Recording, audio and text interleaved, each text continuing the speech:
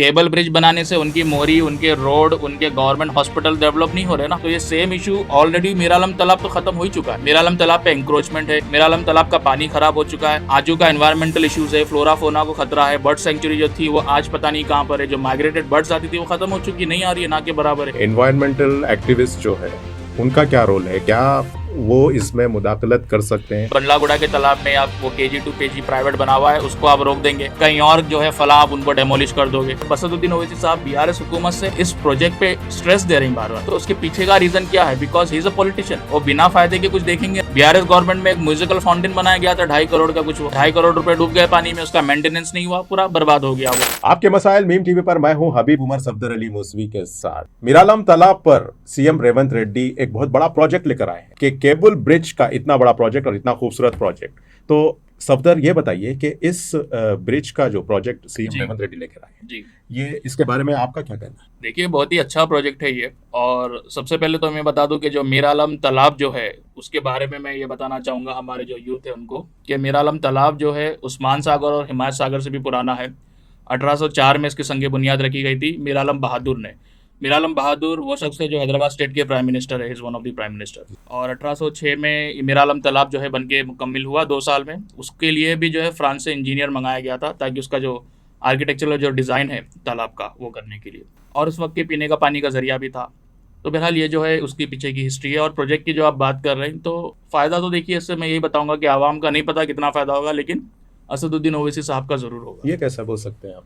देखिए ये मैं इसलिए बोल रहा हूँ कि BRS हुकूमत की अगर हम बात करें, ये प्रोजेक्ट का प्रपोजल जब भी रखा गया था 2022 में एक जियो पास हुआ, 200 करोड़ का बजट जो है पूरा अलॉट हुआ था केबल ब्रिज को लेकर कि साहब जो है आप ये बनाइए। और रीज़न ये बताया गया कि ट्रैफिक कंजेशन जो हो रही है उसमें थोड़ी आसानी होगी और जो टूरिज़्म है उसको बूस्ट मिलेगा।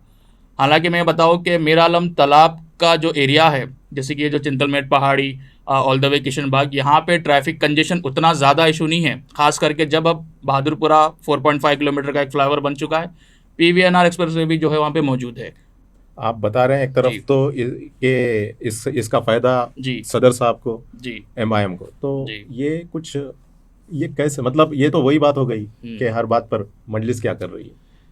देखिए ये बात इसलिए हो गई क्योंकि वो ब्रिज को, जैसे मैंने बताया कि KT रामाराव जो साबिका मिनिस्टर थे, IT एंड म्यूनिसिपल मिनिस्टर, वहाँ पे भी असदुद्दीन ओवैसी साहब ने बहुत उनको इंसिस्ट किया था। जो एंट्रेंस है ब्रिज का पहाड़ी से लेकर उसका एग्जिट जो है शास्त्रीपुरम में होगा। चलिए आपकी बात जी। अगर मान भी लें कि जी। सदर साहब को इसका फायदा होगा, जी, तो इससे वहाँ की रहने वाली आवाम, आसपास की आवाम जी। भी तो फायदा उठाएगी। कैसा फायदा उठाएगी आप बताइए? वो ब्रिज जब बनेगा तो उस पर ज़्यादा एक्सेस जो है उनका है, जो कार्स वगैरह जो लेके जो है, जो VIPs है, जिनके पास पैसा है, सब कुछ है। मैं यही बताने की कोशिश कर रहा हूँ कि वो केबल ब्रिज तो आप डाल रहे हैं, 363 करोड़ का ब्रिज है वो, उसके आजू बाजू की जो बस्तियां हैं वो पूरे स्लम एरियाज है, पूरे बैकवर्ड एरियाज है। वहाँ पे लोगों को म्यूनिसिपल इश्यूज़ है, नाले मोरी का इश्यूज़ है, गवर्नमेंट स्कूल कोई अच्छा नहीं है, चाहे अगर हम बहादुरपुरा कॉन्स्टिट्यूंसी की बात करें या कुछ हिस्सा राजेंद्र नगर का जो लगता है, कोई जो है गवर्नमेंट स्कूल नहीं है, गवर्नमेंट हॉस्पिटल अच्छा नहीं है, मोहरी कचरे का इशूज़ है। तो आप ये बेसिक इश्यूज़ को सॉल्व नहीं करके, लोगों की गरीबी दूर नहीं करके, आप 360 करोड़ रुपए यहाँ पे अननेसेसरी खर्चा कर रहे हैं आप। तो आपको नहीं लगता कि आपने जो मसाइल बताए हैं, जी। वहाँ पे मोरी के मसाइल हैं, जी। स्कूल एजुकेशन के मसाइल हैं और हॉस्पिटल के मसाइल हैं, तो क्या ये इस खर्चे में या फिर ब्रिज की तामीर के साथ इन मसाइल को भी हल किया जाएगा? बराबर कर सकता है। देखिए हमें ज़्यादा खुशी होती है कि पहले ये लोकल इश्यूज़ के मसाइल को सॉल्व करके उसके बाद आप एक प्रोजेक्ट लाते, और वो प्रोजेक्ट भी बिना किसी इन्वायरमेंटल इशू क्रिएट किए बगैर। क्योंकि अगर मैं दुर्गम चेरुवु केबल ब्रिज की अगर मिसाल ले लूँ, जी। वहाँ पे भी जो है इन्वायरमेंटल एक्टिविस्ट और काफ़ी दूसरे जो इंजीनियर्स वगैरह जो है उन्होंने हाईकोर्ट में पिटीशन डाली है कि यहाँ से ब्रिज की वजह से जो दुर्गम चेरुवु जो तालाब है उसमें काफ़ी पानी पोल्यूटेड हो गया है, सीवरेज पानी आसपास का जो है उस तालाब में छोड़ा गया, वहाँ की जो मच्छी वगैरह है, जो मरीन लाइफ है वो ऑलमोस्ट ख़त्म होने पे आ रही है। तो ये सेम इशू ऑलरेडी मीरालम तालाब तो ख़त्म हो ही चुका है। मीरालम तालाब पे इंक्रोचमेंट है, मीरालम तालाब का पानी खराब हो चुका है, आजू का एनवायरमेंटल इश्यूज है, फ्लोरा फोना को खतरा है, बर्ड सेंचुरी जो थी वो आज पता नहीं कहाँ पर है, जो माइग्रेटेड बर्ड्स आती थी वो खत्म हो चुकी, नहीं आ रही है, ना के बराबर है। तो आप ना एनवायरमेंट सोच रहे हैं, ना आजू बाजू की जो स्लम बस्तियाँ हैं उनके बारे में आप डेवलपमेंट का सोच रहे हैं। तो ये मसले का हल आपको कहाँ पर नजर आएगा, इंक्रोचमेंट से लेकर? और तालाब का पानी भी आप ये बता रहे हैं कि वहाँ जी। पे जानवर भी पीने के काबिल नहीं है, और जू जी। जो जोलॉजिकल पार्क है जी। वो उसको जो है बिल्कुल लगकर ही उस जी। तालाब को है। तो ये आप बताइए कि इन इन्वायरमेंटल इश्यू से लेकर, इंक्रोचमेंट से लेकर, और वहाँ की बस्तियों के, स्लम बस्तियों में रहने जी। वालों के जो मसाइल है, ये जिम्मेदारी आखिर किसकी होगी कि अगर आप इतने करोड़ रुपीस का प्रोजेक्ट शुरू कर रहे हैं जी। तो पहले उसको उन मसाइल को कॉप अप करने और हल करने के लिए ये जिम्मेदारी किस पर जाती है? देखिए, जिम्मेदारी चाहे वो कॉरपोरेटर हो, वहाँ का एमएलए हो, या खुद एमपी असदुद्दीन ओवैसी साहब जो इस केबल ब्रिज को लेके इंसिस्ट करे, अगर वो चाहते तो पहले ये आजू बाजू की जो बस्तियां हैं जहाँ पे उन्हीं के वोटर्स रहते हैं, ये जो मैं बता रहा हूँ। चाहते, माफ जी। करना रोक रहा हूँ, चाहते का मतलब यहाँ पर है क्या असद साहब, सदर साहब को इस बात का इल्म नहीं होगा जी। कि वहां पर इंक्रोचमेंट किसका है वहां पर, और जैसे आप बता रहे हैं कि उनको पहला फायदा होगा, यानी जी। उनका जो एग्जिट और एंट्रेंस का जो मसला है वो हल होगा, जी। तो क्या सदर साहब इसमें क्या पहल कर सकते हैं वहां के मसाइल हल करने और जी, इंक्रोचमेंट को? सदर साहब के देखिए हर चीज़ का इल्म है उनके पास, ऐसा नहीं है कि ये चीज़ें अननोटिस उनके पास से जा रही है, क्योंकि ये जो मैं इश्यूज जो मैं बता रहा हूँ नाला मोरी रोड का, जब इस बात की शिकायत वहाँ के मुकामी लोग करते हैं तो इन्हीं के जमात के लोग, इन्हीं के कॉरपोरेटर जाके उन लोगों को डराया जाता, धमकाया जाता। पूरे ऑल ओवर सोशल मीडिया है वो चीज़, चाहे मैं अर्श महल की बात करूँ या कोई भी मुख्तलिफ इलाकों की, तो उनके नोटिस में यह बात है। अगर वो चाहे तो बराबर पहले आजू बाजू के जो स्लम एरियाज है या जो मुकामी जो बस्ती है उसको डेवलप करिए, वहाँ के लोगों की गुर्बत दूर करिए, उसके बाद आप बिना एनवायरनमेंट के इश्यूज़ के आप वो प्रोजेक्ट को आप देख सकते हो, तो उसमें कोई हर्ज नहीं है। एनवायरमेंटल एक्टिविस्ट जो है उनका क्या रोल है, क्या वो इसमें मुदाखलत कर सकते हैं?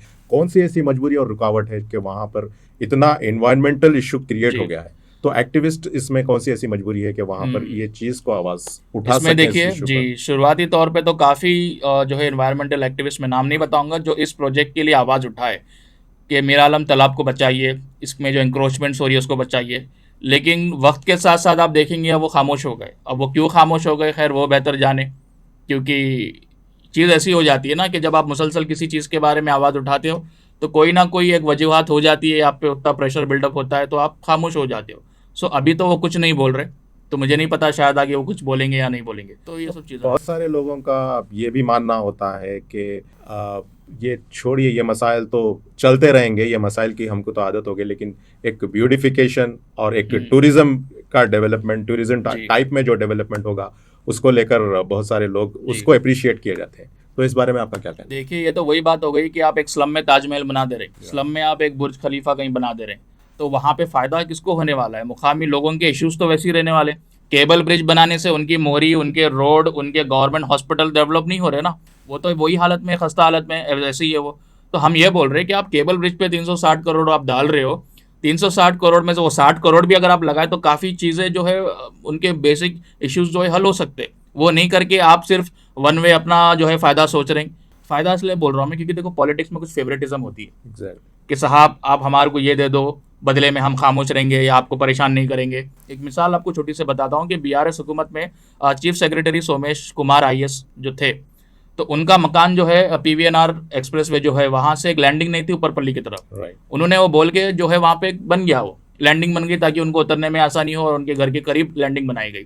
तो इस तरीके के काफ़ी बारीक चीज़ें होती है जिसको सोचना पड़ता है। जब असदुद्दीन ओवैसी साहब बीआरएस हुकूमत से इस प्रोजेक्ट पे स्ट्रेस दे रहे हैं बार बार, तो उसके पीछे का रीज़न क्या है? Because he is a politician, और बिना फायदे के कुछ देखेंगे नहीं। उसके पीछे का फायदा ये है कि उनकी जो वो ब्रिज का जो बन जाएगा तो उससे डायरेक्ट एक्सेस होगा उनके घर के लिए। हालांकि ऑलरेडी दो ब्रिजेस है, उसके बाद भी अननेसेसरी यहाँ पर प्रोजेक्ट बनाया जा रहा है जो है डेवलपमेंट के नाम पर और टूरिज्म बूस्ट के नाम पर। आप तालाब क्लीन करिए, आपको टूरिज्म बूस्ट करना है ना, आप मीरा आलम तालाब को साफ करिए। वहाँ के जो एसटीपीज लगे हुए सीवेज ट्रीटमेंट प्लांट्स वो काम नहीं कर रहे, रिपोर्ट है नाले मोरी का सीवरेज का पानी वहाँ पे जा रहा है। आप तालाब साफ करिए, बोटिंग वगैरह को और फिर से आप चालू करिए, लोकल टूरिज्म को बूस्ट बराबर मिलेगा। इंक्रोचमेंट्स आप हटाइए, वो नहीं करके आप जो है ये कर रहे हैं। इंक्रोचमेंट जी, का मसला हल करने के लिए क्या पॉलिटिशियंस ये मसले में मुदाखलत करके इंक्रोचमेंट को नहीं हटा सकते? बराबर हटा सकते हैं। देखिए अब जिस तरीके से हाइड्रा चल रही है, तो हाइड्रा का तो काम है ना कि मीरा आलम टैंक के सराउंडिंग में जो भी ज़मीन इंक्रोच हो गई है उसको जो है रिवाइव करिए। ऐसा नहीं लगता है कि मतलब हाइड्रा के भी जो काम हो रहे हैं वो भी जी, किसी की हिदायत पे या फिर किसी के? महसूस तो ऐसी हो रहा है कि बहुत सेलेक्टिव काम है। यहाँ पर आप जो है बंडलागुड़ा के तालाब में आप वो KG2 पेजी प्राइवेट बना हुआ है उसको आप रोक देंगे, कहीं और जो है फला आप उनको डेमोलिश कर दोगे। ये सियासी दुश्मनी को भी इसमें इस्तेमाल हो सकता है, देखिए वो भी पॉसिबिलिटी है, क्योंकि यही मैं बता रहा हूँ ना, मीरा आलम तालाब की अगर बात करें इंक्रोचमेंट्स हुए, काफ़ी रिपोर्ट्स है कि इंक्रोचमेंट्स हुई है। वो इंक्रोचमेंट्स हटाने के लिए क्या गवर्नमेंट इनिशिएटिव ले रही है, या असदुद्दीन ओवैसी साहब कितने इंक्रोचमेंट्स हटाए? हालांकि 2012 में मैं बताऊं जब यूपीए की सरकार थी, माजिद हुसैन साहब मेयर थे, वो तो आके दौरा भी करके गए मीरालम टैंक का कि हम ये प्रोजेक्ट बनाएंगे। बीआरएस गवर्नमेंट में एक म्यूजिकल फाउंटेन बनाया गया था 2.5 करोड़ का कुछ, वो क्या हुआ म्यूजिकल फाउंटेन का? वो 2.5 करोड़ रुपए डूब गए पानी में, उसका मेंटेनेंस नहीं हुआ, पूरा बर्बाद हो गया वो। तो वादे काफ़ी होते हैं प्रोजेक्ट्स के नाम पर, बट हुआ कुछ भी नहीं। अब ये आप जो करने जा रहे हैं काफ़ी अननेसेसरी प्रोजेक्ट है, हालांकि रिक्वायरमेंट आजू बाजू की बस्तियों को डेवलप करने की ज़्यादा है। तो नाजरीन, ये थी हमारी बहस मीरालम तालाब के ऊपर केबल ब्रिज को लेकर। और इस बहस से ये बात सामने आई है कि जिस तरीके से बताया गया है कि वहां पर रहने वाले, अतराफ में बसने वाले लोगों की और अतराफ में बसने वाले वोटर्स की, जो एक खास पार्टी के वोट बैंक कहलाए जाते हैं, लेकिन उनकी हालत खराब है। वहां पर मोरियों और नालियों का मसला हल नहीं होता है, वहां पर हॉस्पिटल्स का मसला हल नहीं होता है, और वहां पर उनको एजुकेशन का मसला हल नहीं होता है। लेकिन गवर्नमेंट प्रोजेक्ट्स लेकर आती है करोड़ ऑफ रुपीस की, जिसमें से कुछ हिस्सा भी अगर उनके डेवलपमेंट के लिए लगा दिया जाए तो उनके एक इंसान के वहां पर रहने, खाने और सांस लेने के भी मसले हल हो सकते हैं। इसी के साथ नाजरीन, आज की बहस का सिलसिला यहीं खत्म होता है। ताज़ा खबरों और स्पेशल रिपोर्ट्स के लिए देखते रहें मीम टीवी न्यूज़, और अब हमें दें इजाज़त।